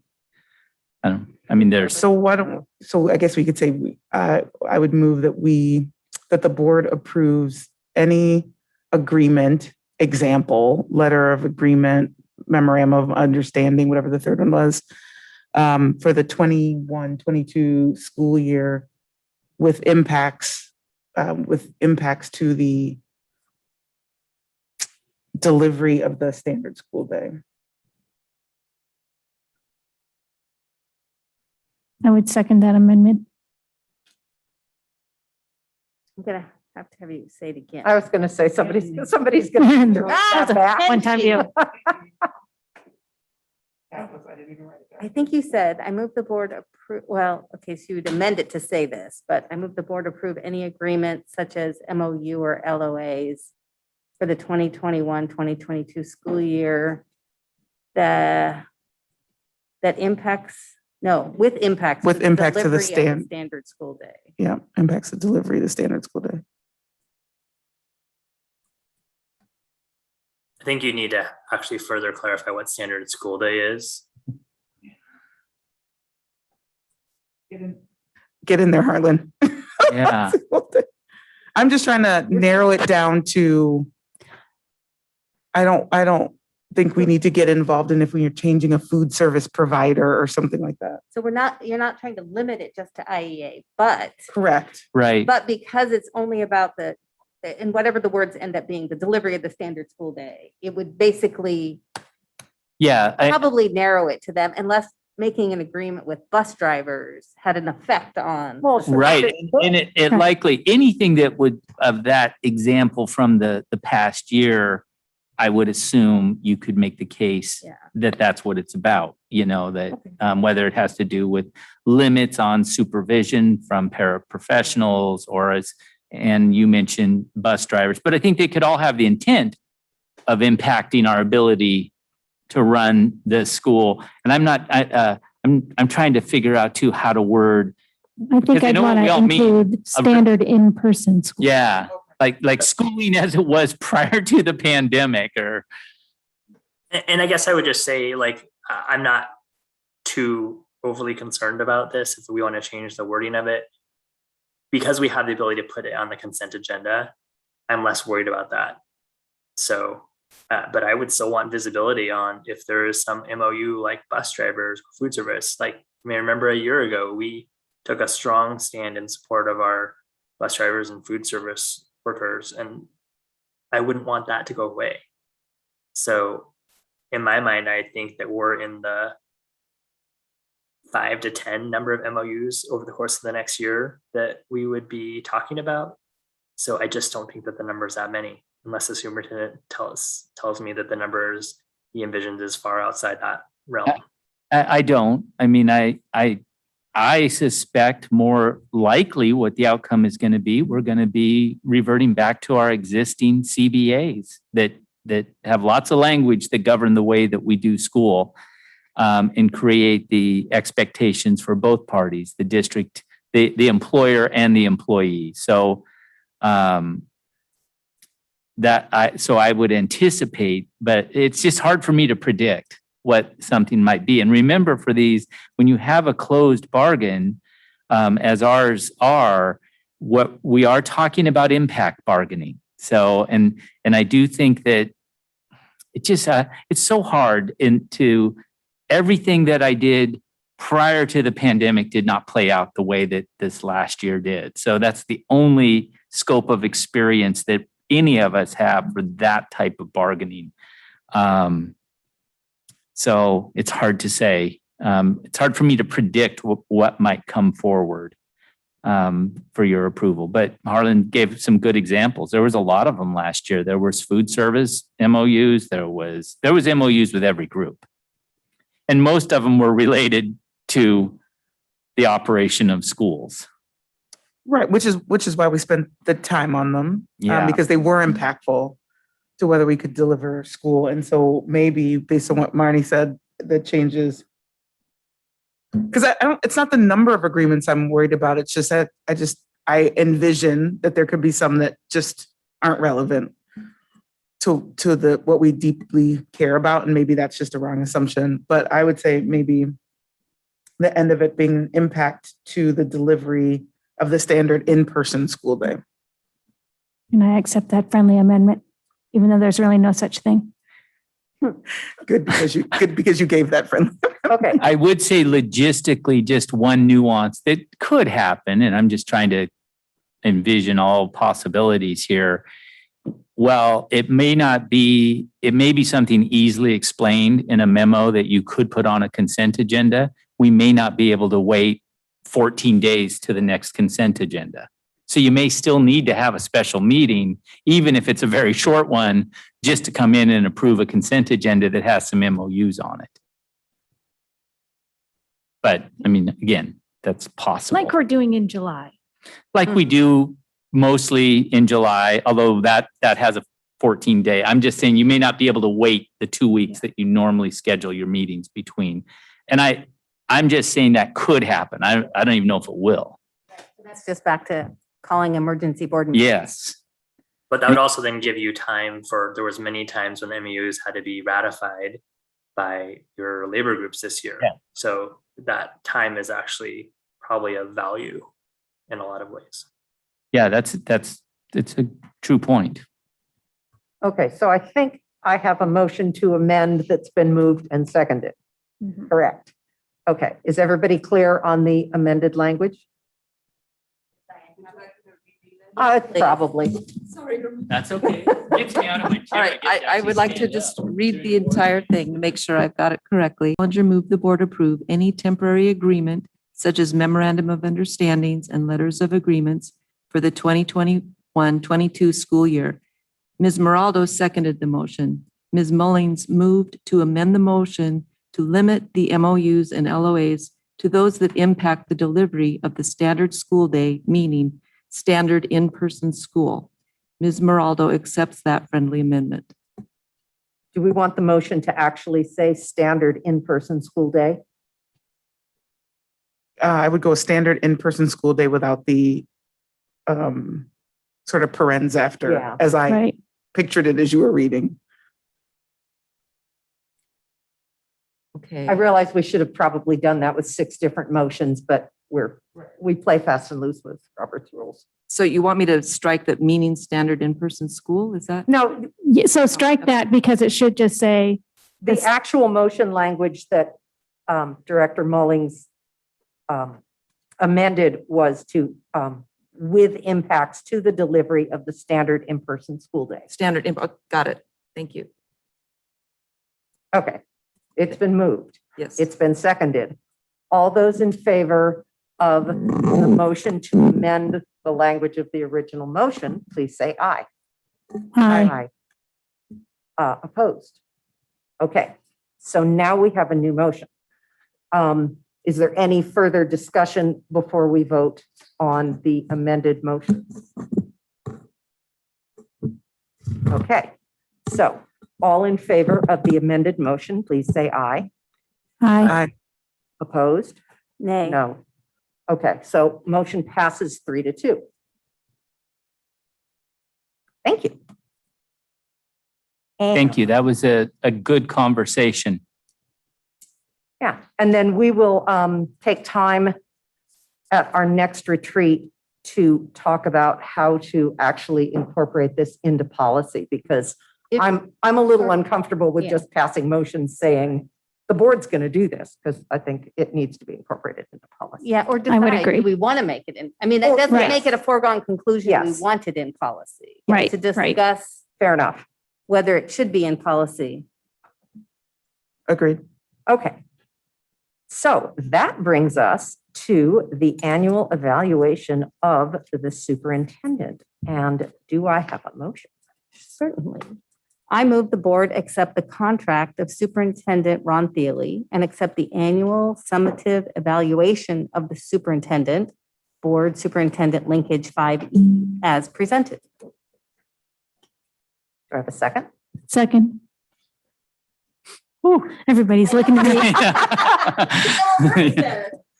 Okay, and I should have probably. I was pulling it up on my email. Well, and I should have probably been more proactive about, does everybody have a copy of the evaluation document I do now. That's why the available to them? hesitation. Because normally what we do is we just quickly go through the list of accomplishments to indicate why we are approving his contract. And I think as I quickly scanned through them, there are 15, which means each of us could do 3. So I will start, and I will start with the first sentence, which I think we've already discussed, that 2020-21 was a year of unprecedented educational and organizational challenges as a result of the COVID-19 pandemic. And I believe I heard someone earlier say traumatic. So in light of the fact that this was a very traumatic school year, there were still some significant high points. The first was very swift distribution to students of over 8,000 laptops and 3,000 Wi-Fi hotspots. Logistically, it was impressive, and it made sure that all of our students had access to the tools that they needed to pursue their education remotely. And I think we touched earlier on this. I'm doing it. Oh, I Going was down gonna- the line? Oh, I was going to do the Oh, first you're going to 3. do all of them. No, Oh, I was going to do the first Usually- 3. And I then like it. Oh, darn. Oh Okay, my God. keep going. Okay, thank you. The strategic decision to furlough bus drivers and food service workers in lieu of a layoff gave us much more flexibility when we ultimately returned students to in-person. I would just comment that there's a district who shall remain nameless that still doesn't have the ability to bus their kids back and forth to school. So this was a big deal. And I should have given this bullet point to Sydney, but throughout the extended school building closure, BAS continued to provide childcare to approximately 650 students, maybe not from day one, but I think from about day 3. I think it was day 3. It was really I believe it was impressive. March 18th that started, Yeah, and 2020. you know, when we're doing the thing where we hand out muffins, I think we should start with the BAS workers because Absolutely. they're really kind of unsung heroes in all. Shout out. They get the big Costco ones all to there where they're not going to be cut up. And the fact that food service workers and bus drivers, while they were not serving in-person students, still managed to deliver or to distribute over 3,000 meals per day to students in our district. Now, Okay, I get to go. Okay. Kind of as we've already discussed in this.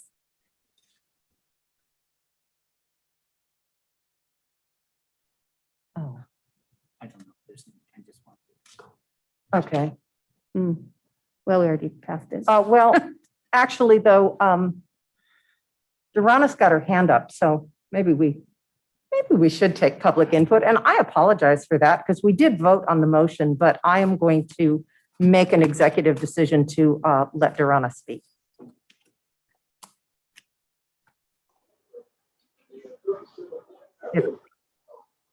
If she's there. There she is. Here she comes. There she is. Yes, I'm here. Thank you. I did have my hand up before the vote in hopes of being called on for public input on topic item number 2 around the discussion of MOUs.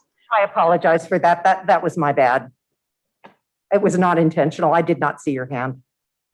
Thank you. Well, I understand a vote has been already taken. I do still feel important to express my thoughts around it. Over the years, many IEA presidents and bargainers have worked with many district administrators to bargain numerous MOUs or LOAs.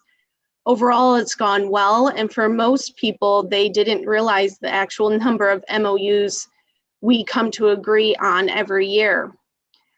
Each year, we as IEA have a handful of MOUs, and yes, I would say these agreements address impacts to staff members, which ultimately indirectly impacts students in many ways.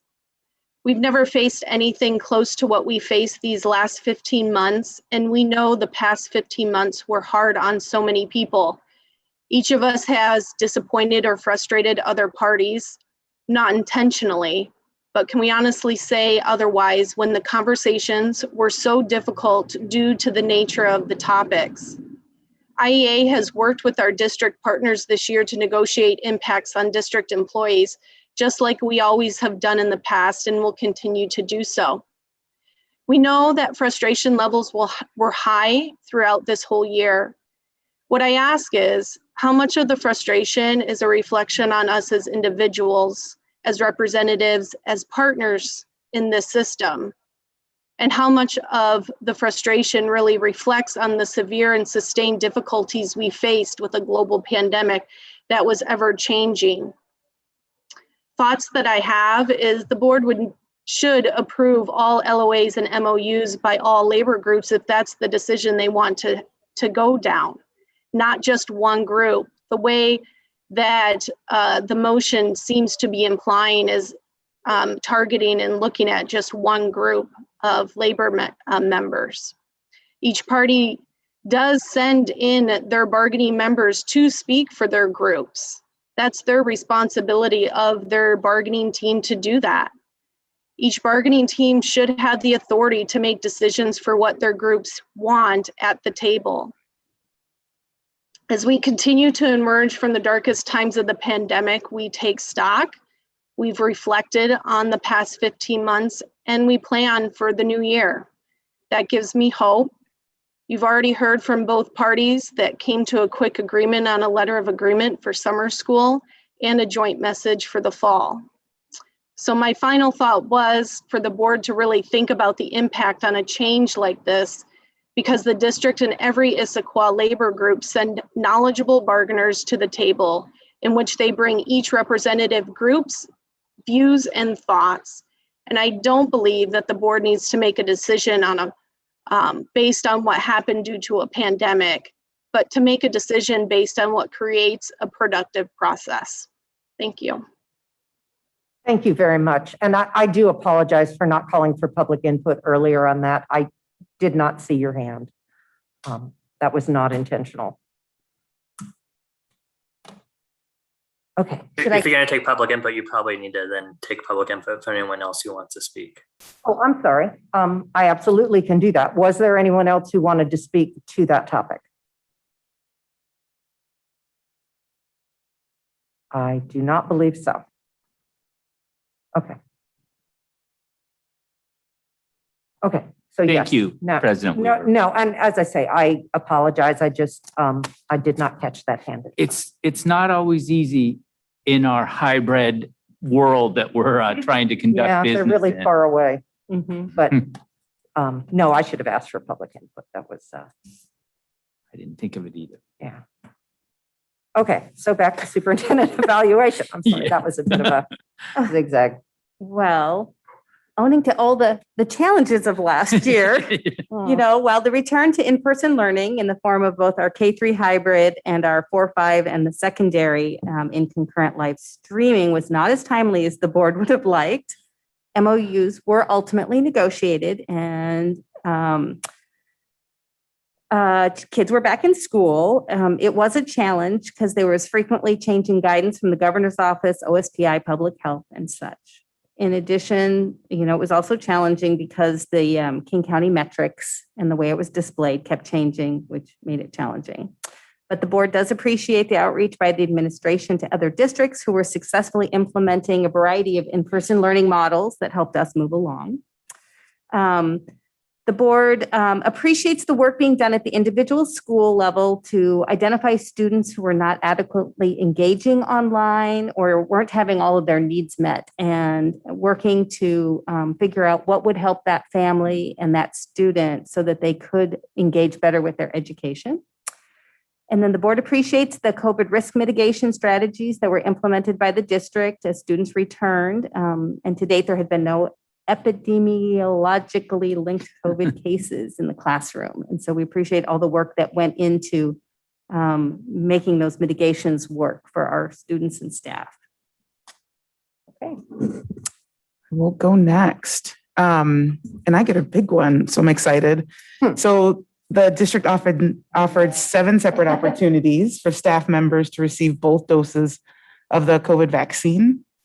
The clinics were thoughtfully planned and conducted with approximately 3,400 vaccine doses administered, and every staff member now having the opportunity to be vaccinated if that was their choice.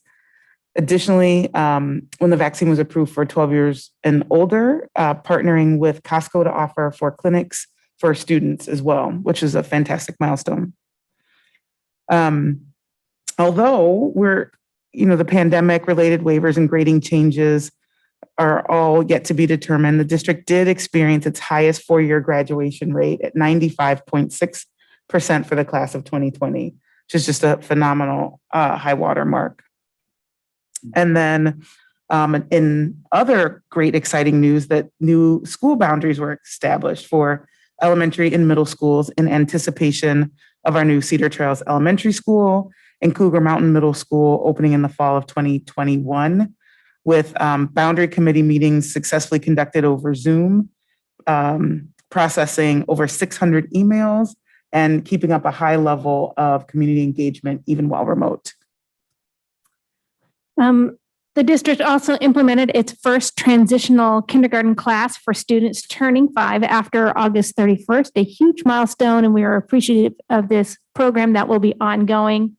The state auditor issued the district an audit report with no findings for the 19th straight year, in spite of the financial pressures of necessary pandemic spending. So even in light of that, and I will add to this, the fact that they were able to do that remotely, and the auditor's office raved at how easy it was to get information from staff, even though they were working remotely.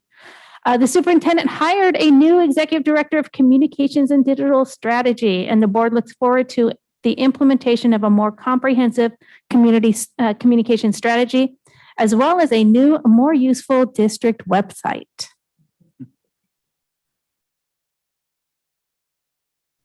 Although the superintendent was forced to delay the opening of Cougar Mountain Middle School because of unanticipated construction complications, the board appreciates the creative thinking that led to a partnership with the Bellevue School District and a temporary school location for those students. The board is pleased with the adoption of the learning management system Canvas. This adoption provided a much needed tool for parents and students to manage their learning while school was being conducted remotely. Beyond the management the superintendent has provided to the district, he has proven to be a leader throughout the community and beyond. This has shown through his relationships with the Issaquah Schools Foundation, the PTSD Council, community service groups, the mayor and city manager of the city of Issaquah, and local state legislators. The respect of his peers exhibited by his election as a WASA Region 11 as vice president and now president, his participation in a professional learning group of regional superintendents, his mentorship of 2 aspiring superintendents as part of the WASA Aspiring Superintendents Program. So I would like to thank our superintendent for his hard work and dedication to the district. This was not a fun year to try to steer the ship. I would also like to say personally that I really appreciate the relationship that this board has with the superintendent, and the fact that we can have these very difficult conversations and talk about things that went wrong and still be friends when it's over. I mean, I think there's a tremendous level of openness between the board and the superintendent that you don't always see in other districts. And I really do appreciate that we can be candid and open with each other. So thank you. Thank you. It probably was not smart of me to speak of my shortcomings interpreting the board's will as it relates to collective bargaining when right prior to my evaluation. But I truly want to thank you for your continued support of me and the opportunity you have given me to lead this amazing public school district for the past 8 years and going forward. I truly love and respect the students, staff, and entire community that makes up the ISD, and I'm full of gratitude for this amazing opportunity to lead. I also want to acknowledge the incredible employees of the ISD. You gift me this opportunity to lead, but the employees really make the magic happen. I also have to recognize our amazing leadership team. I feel so fortunate to have so many outstanding principals and directors and assistant directors and assistant principals and assistant superintendents and deputy superintendents supporting me. Truly an amazing group.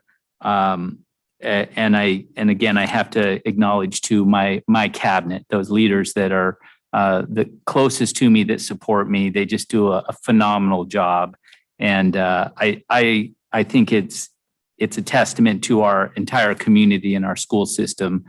And to the relationship piece that you just spoke to, President Weaver, I think it's critical to our success. I think that, many of us have been on this journey together for a long time. And I look forward to the future, because I really do believe that whole discussion that we just had about MOUs is probably not going to be as important as maybe we think it will be, because of the experience that we're just coming away from, the trauma, if you will, that we survived. We have so much to be thankful for in this community and with this public school system. And it breaks my heart to know that that we lost the trust of some in our community, as evidenced by some of the public input we received over the past year, by the fact that our enrollment declined, that we literally lost students. And I take very seriously the job ahead of rebuilding that trust, because we are that amazing school district that graduated over 95% of their students on time. For a district of our size, in a setting like ours, that's an amazing accomplishment. And it took a lot of hard work from a lot of teachers and support staff. It was a tough year this past year for all of us. I won't lie about that. It has taken its toll on us in a lot of ways, which is why I'm so strongly encouraging people to step back from their jobs when they have an opportunity during these next few weeks, recharge your batteries. It's going to be an exciting year going forward, one that we're looking forward to, but I want us all to be well rested up for it. And that includes the board as well. You've all put in, as was referenced, hours and hours of executive sessions and the like over the past year. I don't think you could have ever imagined that that's what you were signing up for when you chose to run for office. So thank you for doing that and serving this community and your willingness to do that. And again, just thank you for this opportunity to go forward. And then lastly, I really do appreciate the thoughtfulness that you put in each and every year to my evaluation. It is a learning tool. It becomes a guide for the coming year of the projects and the priorities that we should work on. So thank you for that. And I almost moved ahead, but no, we have a motion on the floor. So all in favor, please signify by saying aye. Aye. Aye. Opposed? Okay, and motion passes unanimously. Thank you, Superintendent. Legislation. Dr. Gallinger, do we have anything? Not a thing. Everybody's on vacation. Okay, works in progress. Yes, a couple of things. One that I know that Director Mullings has talked about, and it's not work that I did, but it's work that I'm proud to report on. So I want to give a big shout out to our Director of School Age Care, Nathan Weiniger, and his amazing staff for the incredible job that they have done providing critical in-person childcare during this past year and at the beginning of the pandemic in the previous year. But I'm just talking about this last year. Hundreds of elementary age students and their families participated in the program this past year, and I'm extremely pleased and proud to share we did not have a single case of COVID come from that program. In person, hundreds of students, many of them all day. So it's just a testament to that staff and the work that they did. And I think, it just proves that we can do this. It's just another example of the amazing work our staff, students, and families have done to mitigate against the COVID virus. It gives me great confidence in our ability to operate in-person school safely. And of course, this is especially true as we saw yet again in that recent Seattle Times article that our community, when a vaccine was provided and we were able to assist in that, they stepped up, did it, and we see really good things happening as it relates to the virus in our local community. So great job, everyone. And I would still encourage people as the vaccine becomes available to younger age groups and stuff. I would encourage you to do that. I think that there's just a growing body of evidence that it's effective and safe, and it accomplishes what we all hope to accomplish, which is the elimination of this virus eventually, or near elimination, so we can get back to normal. Another group that I recently met with, and some thanks that I have, I wanted to give a shout out to our Executive Director of Teaching and Learning, Rich Mellish, for important work that he and his team have done on our elementary literacy adoption and the critical work related to our efforts to improve our instruction and support for students with dyslexia. We know that this has been a big topic in Washington State. We have a new dyslexia law that's coming into play. So Rich and his team have really, they've leaned into that work in a way that this district has not previously done. I also want to thank a group of lovely ISD parents who have formed the dyslexia advocacy group that has worked with us on these elements of our adoption and helped inform our work. Rich and I had a meeting with 10 of these parents this past week, and I found it to be very informative and helpful towards our efforts.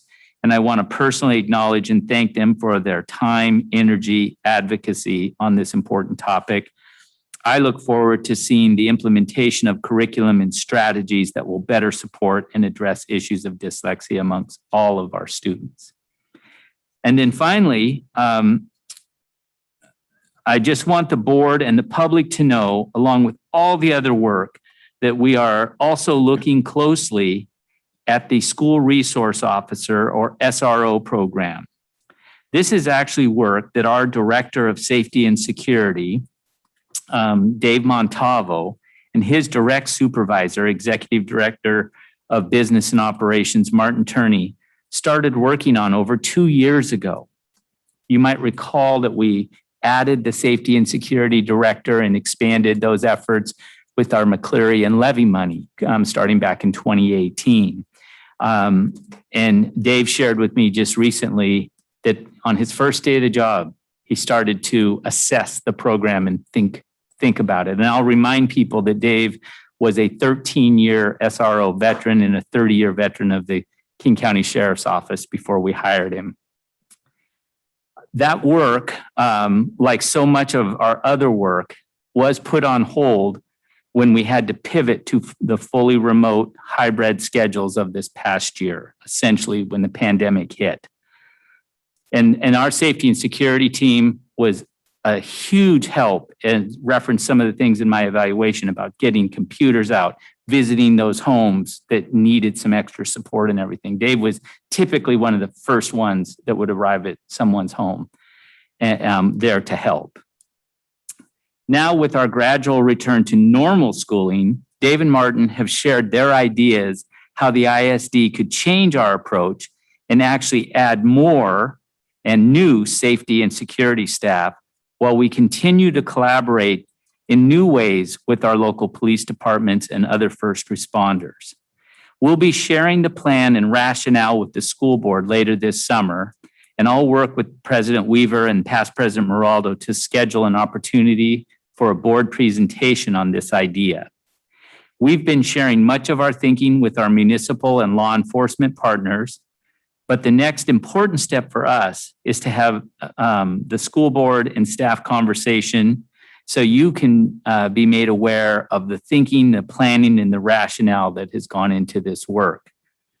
Lastly, I just want to thank everyone in our community who provided input into the City of Issaquah's SRO review process, our own listening sessions held by our equity department, and for years of positive collaboration with Issaquah, Sammamish, and King County Police Departments.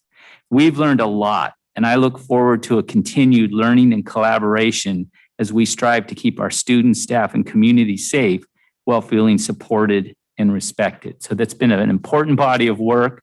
It's come back as a priority body. I look forward to a board conversation around it so that you can see some of the really good thinking that has gone into it.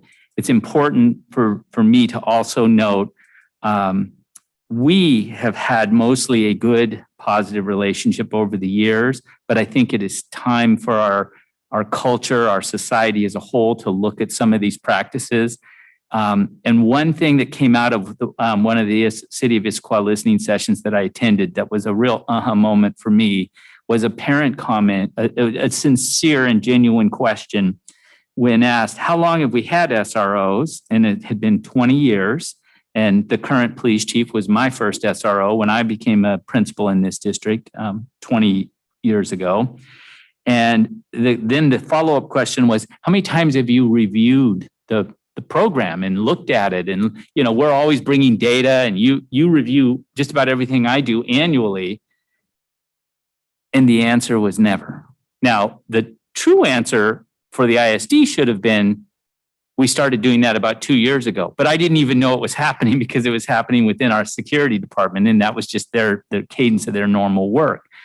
So I just want to be really clear that we've enjoyed a good partnership, and I anticipate that going forward. But I also think it's a good time for us to rethink how we provide safety and security too. And I want to be clear, we are not wavering in our efforts to do that. And we haven't made any decisions yet, but I just want the board to know that this has been a hot topic and something we're thinking about, and anxious to invite Dave, and he's anxious to come before you and talk about his learnings and share the proposal that he's already shared with me. So that and all the other work that we've really been talking about tonight in our preparation for summer school in the coming year is what we've been up to in this building. So thank you for that opportunity. Okay, thank you. Announcements and correspondence. We had some. It's attached to the agenda. Does anybody need to add anything? No. Okay.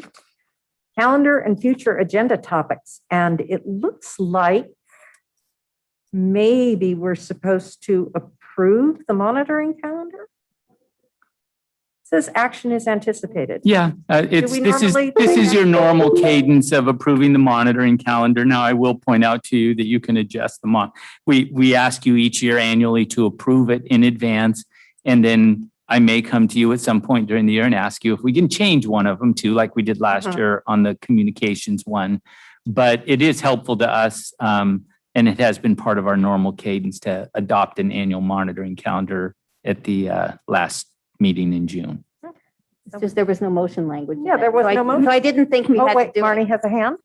Well, no, you guys can talk about the fact that there was no motion language as Yeah. I query this up. I do believe, I'm having problems with my phone, that I don't even have it on my calendar, but I know that the second meeting in September, I believe it is, I do have it, WASDA's General Assembly, that both will have a board meeting prior to it on the 23rd. So we're going to be probably meeting that evening as a WASDA board, and that is Harlan, and both of Okay. us will be there. So, did you want to move the meeting or did you want to move the monitoring? But because this would just be about approving what we monitor. No, but I'm saying not our she board might, meeting. she might want to move I the mean, monitoring. Right. The first part is the board meeting date. So when we approve this, No. Yeah, the board meeting dates are already set. Those you've already taken we can action on. change so I'm telling can you change now Yeah, that okay. That you since might we wanna did change that work, that, by the way, Well, and we don't have to do that at this moment, but right. would it be worth trying to change that meeting to a different date? I would suspect if we could do it on a different date that week, Okay, because that's when we not monitor, but when we evaluate the executive director. Mhm. So I don't know how long that's going to take. Okay, And for Harlan and I to be out of that meeting would be the one important meeting of the year. I could meet any other day that week. I would prefer, I can't guarantee any of the week, but the earlier in the week, the better. Yeah, I could do Monday, Tuesday, or Wednesday of that week. Okay. Sydney and Harlan, you usually have the toughest schedules.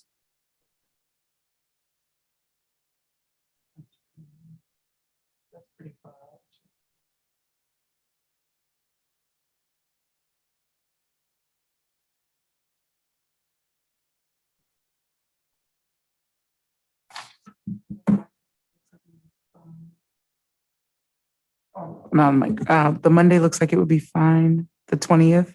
Yeah, that would be nice. I don't know if that's the Monday or the Tuesday would work that week. Okay, Monday or Tuesday. 2021. Harlan, can you meet either the 20th or the 21st of September? He's smiling. Oh, he can't unmute? Oh, no, he can't. There, I definitely can't meet Monday. I will likely be able to meet Tuesday. Okay. I'm on call that night, but hopefully I won't get called in. Okay, but in any case, you can't make the 23rd, so the 21st would be better. Yes? Yes. Yes. And Sydney can do the 21st? 21st, same evening. Yeah, same time. Yeah. Marnie, would you 21st. care to make a motion? I move we set the 2nd September board meeting for September 23rd at 6 PM in the school board, You mean 21st? You want to move it from the 21st, I'm sorry, 23rd to the yes, from the 21st. 23rd to the 21st in the boardroom. There a second? Second. Any discussion? No, because we already discussed it. All in favor, please say aye. Aye. Aye. Opposed? Okay, so that's not what we meant to do, but that's good. Would somebody like to make a motion on the monitoring calendar? Okay. I move to approve the monitoring calendar as presented. Is there a second? What, with Think we the need to make the adjusted change. date for the September? Oh, Yeah, because the calendar, I look at the monitoring calendar as what gets done at each meeting, and then that date just got changed for that meeting. So it'll Okay. go with the date. Okay. We're approving this document, so this Yeah. document as has not been amended. How about updated, so as I would, amended? You Well- could amend the document to move that date Yeah. to the 21st. that's what I'm saying, amending the document. Let's just approve it as amended. Well, we'd have to amend it. Yeah. Oh, So why don't we say, I'll say second, we can approve, or we can, and then I'll offer an amendment. How's that? cool. Okay, it's been moved and seconded.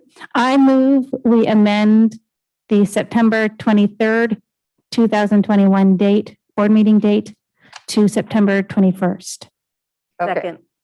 so it's been moved and seconded that we change the date on the monitoring calendar from the 23rd to the 21st. All in favor? Aye. Aye. Opposed? I think I saw Harlan mouth aye. I was reading lips. I thought it looked good. Okay, so now we still have a motion on the floor to approve the calendar as amended. Okay, all in favor of that, please say aye. Aye. Aye. Opposed? Okay, so that passes. So we have a monitoring calendar, which, as the superintendent points out, can be adjusted at will as we go through the year. Okay, oops. Can we Diane also is talk sending about me the things. first meeting in August? Well, we're going to get there. Hang on. Okay, so July 8th, consent agenda only board meeting is currently scheduled for 6 PM as a fully remote Zoom meeting, so all board members would attend remotely. However, there is some possibility that the Open Public Meetings Act waiver may end after June 30th, and we may need to include an in-person component to that meeting. And we should have WASA guidance sometime after the governor's announcement. So if we need to change that meeting from fully remote to in-person, we will let you know. Sydney, your thumb is on the, is zooming. I don't know what you're doing. Okay. There is an extended all administrators meeting at Liberty High School, August 5th and 6th.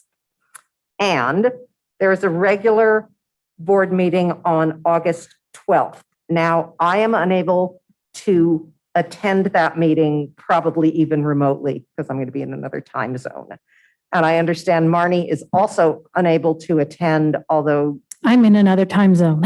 yeah, so you probably don't want to attend remotely either. So we can go ahead with a quorum of the board, or we can try to move that meeting. But I am actually, wait a minute. Ooh, July has 5 Thursdays.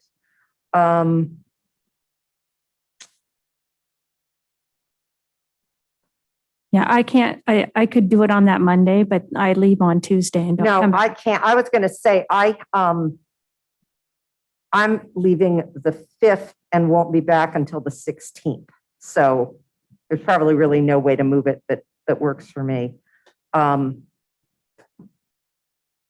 it would have to either be the first week in August, early in the first week in August, or if we make it the 3rd, it's probably too close to the meeting on the 26th. Are the So, other three, I'm here the 12th. I'm here the 12th. Harlan, are you for sure available August 12th?